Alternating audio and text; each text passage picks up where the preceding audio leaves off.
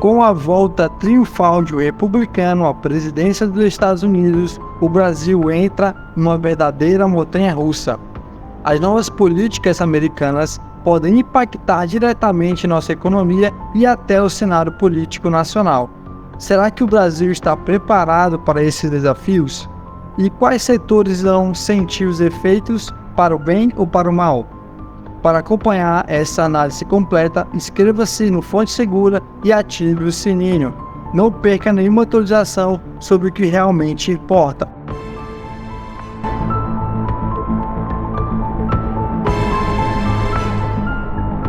Eu sei que você andou fazendo um curso intensivo de economia nos últimos dias. Economia aplicada. Economia aplicada a crises políticas. Sim. Para entender o que pode acontecer após a eleição do Trump. Eu só queria fazer uma ressalva. A gente está gravando isso aqui numa quinta-feira, o cara acabou de ser... Nem terminar de contar os votos, porque lá eles são incompetentes pra caramba pra contar voto, né? A gente nem sabe qual é o placar final ainda, mas já sabe, obviamente, o resultado.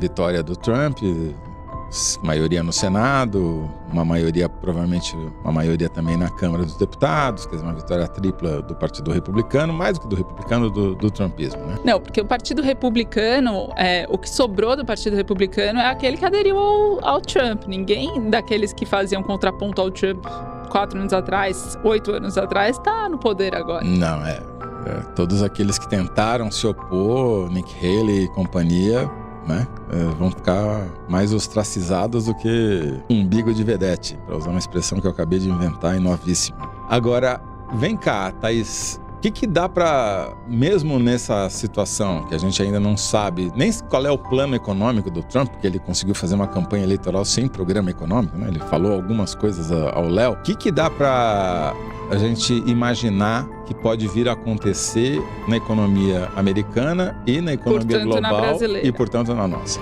O que os economistas e operadores do mercado financeiro trabalham, o cenário com o qual eles trabalham é um cenário de aumento de juros, lá e cá. Por quê? Por quê? Primeiro, uma das grandes promessas de campanha do Trump é que ele vai encarecer a importação de produtos estrangeiros para favorecer a fabricação nacional americana, portanto, favoreceu a mão de obra americana também. Boa parte do eleitorado dele é um eleitorado que se viu desempregada ou com empregos muito mais precarizados depois da globalização chegar com tudo e com força nos Estados Unidos. Especificamente, eles falam dos homens de meia idade que não estudaram, não fizeram faculdade, né? Que justamente essa massa que elegeu o Trump, não só ela, mas foi boa determinante, parte, né? Exato. Ele diz que vai encarecer a importação dos produtos, aumentando tarifas e impostos sobre produtos importados. Se isso acontece, esses produtos passam a ser mais caros, sendo que eles, nos Estados Unidos, na economia americana, eles costumam ser mais baratos do que os produtos locais. Então, eles encarecendo, você vai ter uma oferta menor, uma demanda grande, menos produtos disponíveis no mercado, os preços sobem. Subindo os preços, a inflação aumenta. O primeiro remédio é aumentar os juros. Então, isso seria um fator a aumentar os juros, a inflação e os juros nos Estados Unidos. A segunda promessa dele, essa muito menos factível, é de deportação em massa de imigrantes ilegais. 11 milhões. Que hoje constituem boa parte da mão de obra barata dos Estados Unidos. Muito difícil ele simplesmente deportar 11 milhões de pessoas. E o custo é absurdo, né? São dezenas de bilhões de dólares para deportar 1 milhão de pessoas. Imagina 11. É inverossímil, e mesmo que ele faça isso de maneira pontual, o efeito é o mesmo, é encarecer os produtos nos Estados Unidos, porque essa mão de obra é uma mão de obra mais barata do que a mão de obra local. Uhum. A mão de obra americana. E aí, de novo, aumenta a inflação, o remédio sempre é o juro alto. O juro alto nos Estados Unidos vai fazer com que o fluxo de capitais internacionais voe de volta para os Estados Unidos, porque lá é considerado, né, os ativos mais seguros do mundo. Se os juros estão altos, eles rendem mais. Então, muito investidor prefere... Mais segurança com melhor rentabilidade. Um retorno melhor. Muito investidor vai preferir recorrer aos ativos americanos. E aí... Isso vai sugar dinheiro. Suga dinheiro de vários países Desvaloriza a moeda dos outros países e valoriza o dólar. E o Brasil está totalmente nessa lista de países que vão viver essa fuga de capitais, como também desvalorização do câmbio, que é um fenômeno que já está acontecendo antes mesmo da eleição do Trump, já estava acontecendo com a expectativa dele vir a ser eleito. Explica então qual é o efeito que tem a alta do dólar. Não é um efeito, não é aquele que a gente costuma ler nos jornais, o dólar subiu tanto, vai ficar mais difícil para viajar, para importar, não sei o que lá. É muito pior do que isso. Ele tem um efeito na economia brasileira, porque quase 1/3 dos produtos brasileiros são indexados ao dólar. São insumos importados ou são commodities com preço internacional? Exatamente. Se o dólar sobe, esses produtos encarecem dentro do Brasil também. E provoca aí a inflação. Aumenta a inflação. E aí o remédio é juro alto. O que já está acontecendo. O Banco Central, por antecipação. Aumentou meio ponto na reunião dessa semana. E sinalizou que vai aumentar mais. A expectativa é que nas próximas 2 reuniões do Copom isso aconteça. Ou seja, já em 2025 já vai ter mais aumento. Os economistas do mercado trabalham com uma estabilização para depois tentar ver se dá para diminuir de novo os juros no Brasil. Por exemplo, eu falei com o Henrique Meirelles, ex-presidente do Banco Central durante o governo Lula e ministro da Fazenda no governo Temer. Ele vocaliza uma tese que é consensual no mercado, que é os juros no Brasil vão necessariamente aumentar, já estão aumentando, até como reação a esse movimento global e à eleição do Trump, e só vai dar para ter perspectiva de os juros baixarem de novo no Brasil se a política monetária for essa e consistente nessa direção, mas se o governo federal fizer a política fiscal que se espera dele para poder baixar os juros. O mercado espera, né? Que o mercado espera, que é cortar gasto. E aí,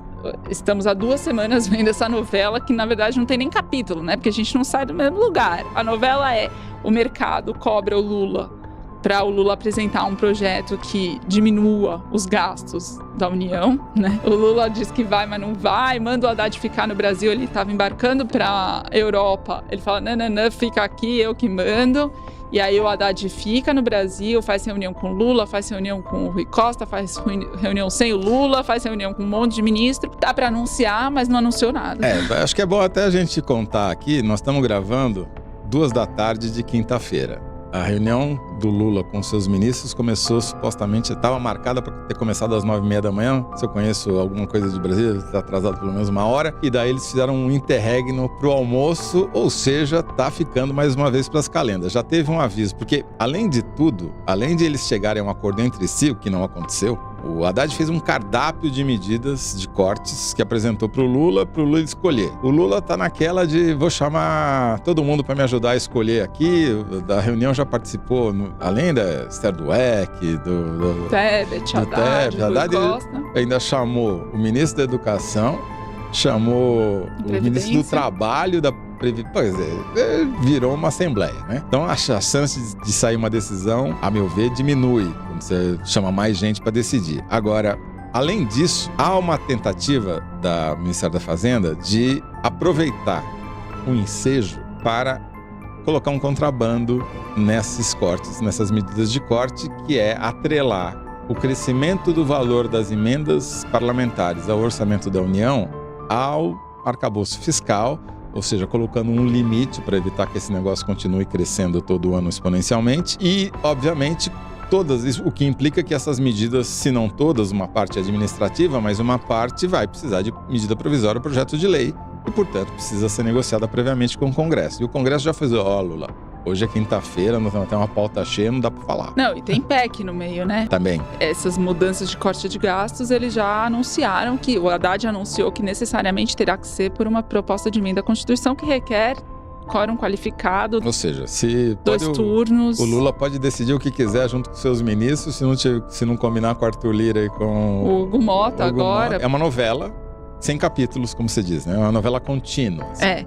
Mas muito mais do que eventuais desarranjos econômicos, né, Toledo? A vitória do Trump tem muito mais simbologias e efeitos políticos também. A gente já discutiu um pouquinho, né, sobre o eventual impacto disso na anistia ou não anistia do Bolsonaro. Com certeza a direita está se sentindo animada e energizada, mas o que mais que você vê como um impacto imediato da vitória do Trump aqui no Brasil? Não no Brasil, mas no mundo. A primeira vitória do Trump foi por uma vitória estreita, em que muita gente ficou descabelada, aqueles que não queriam vê-lo eleito, achando que por uma falha de desinformação aqui, um vacilo ali, ele acabou se elegendo, sem que a população americana soubesse conscientemente e integralmente quem era que estava elegendo. Até porque ele perdeu no voto popular na primeira eleição. Desta vez, tem uma eleição muito diferente disso, porque ele é totalmente conhecido da população americana, da população mundial. Ele sofreu acusações e condenações por crimes e de naturezas diferentes, que eu acho que é importante falar, porque não só ele foi condenado por ter tentado pagar suborno por uma atriz pornô não contar que eles tiveram um caso, mas porque ele não era capaz de manusear adequadamente documentos sigilosos do governo federal. São naturezas muito diferentes de condenações e acusações que o Trump sofreu. E isso não impediu a população de dar muito mais voto para ele nessa eleição. E ele foi acusado de ser, por exemplo, fascista por um dos chefes de gabinete dele que mais ficaram no cargo, mais conviveram com ele dentro da Casa Branca. Então, uma das figuras que sabe melhor do que está falando. E mesmo assim, a população americana elegeu o Trump. Então, ele volta com outro status para a Casa Branca. E meio como uma carta branca para barbarizar, se assim eu quiser. Isso é motivo para muita reflexão, né? Eu acho que vale a pena a gente deixar essa parte para a semana que vem, para as semanas seguintes, porque provavelmente vai ser o grande assunto do mundo, né? E não adianta a gente querer se precipitar agora. O que dá para falar, acho que é o que a gente já falou, né? Economicamente, muito provavelmente vai ter um impacto, embora também seja uma especulação, mas é uma especulação muito baseada no que já aconteceu, no que já está acontecendo. Então, aperte o cinto, a montanha-russa já vai partir.